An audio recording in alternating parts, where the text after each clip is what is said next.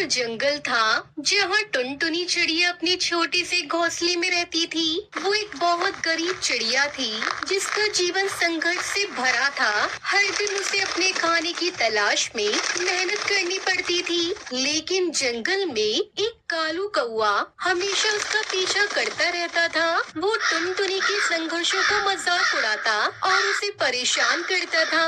एक दिन आसमान में काले बादल घिर आए, जंगल में बारिश की बूंदें गिरने लगी। तभी टुनटुनी चिड़िया ने सोचा, आज तो मुझे खाना मिल जाएगा। शायद बारिश के बाद कुछ कीड़े मकोड़े बाहर आ जाएं, तो उन्हें ही खाकर मैं अपना पेट भर लूंगी।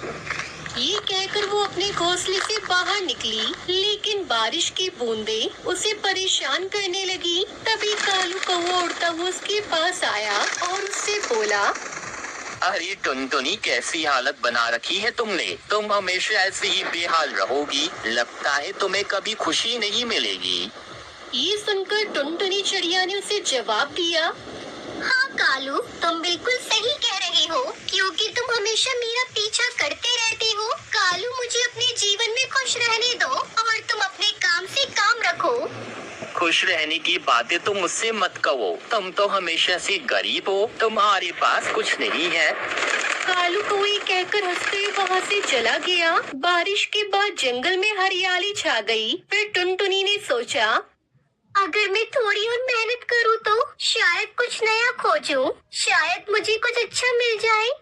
फिर उसने जंगल की गहराइयों में जाने का फैसला किया। वो एक दिन गहरी जंगल में पहुंची, जहां उसे एक चमकदार पौधा मिला। वो जादुई भिंडी का पौधा था। उसने देखा कि उस पौधे पर जादुई भिंडी उग रही थी। भिंडी इतनी सुंदर थी कि उसकी चमक जंगल के अन्य पौधों को भी मात दे रही थी। अरे वाह, ये तो चमत्कारी भिंडी का पौधा है, टुनटुनी ने खुशी से कहा।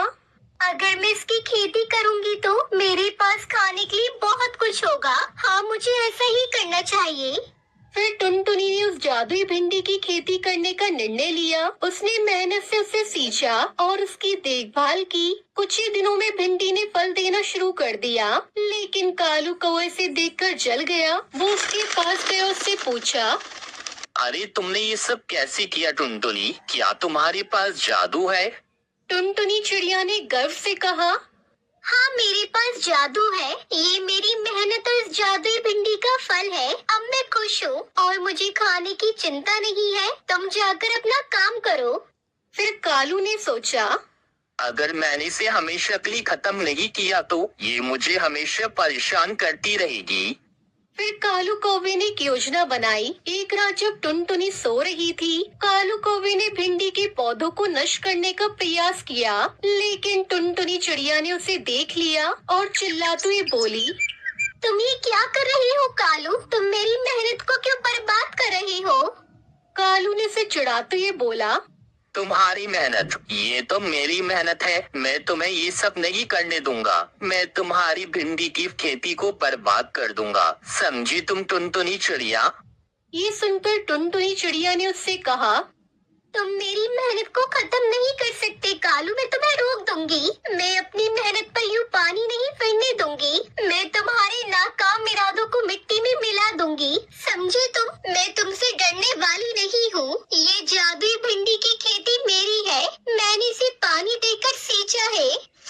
ये कहकर टुनटुनी चिड़िया वहाँ से उड़ गई। फिर टुनटुनी चिड़िया ने अपने दोस्तों को बुलाया और उसने कालू की सारी करतूत अपने दोस्तों को बताई। जंगल के अन्य पक्षियों ने उसका साथ दिया। फिर वो सब मिलकर कालू कौवे को परेशान करने लगे।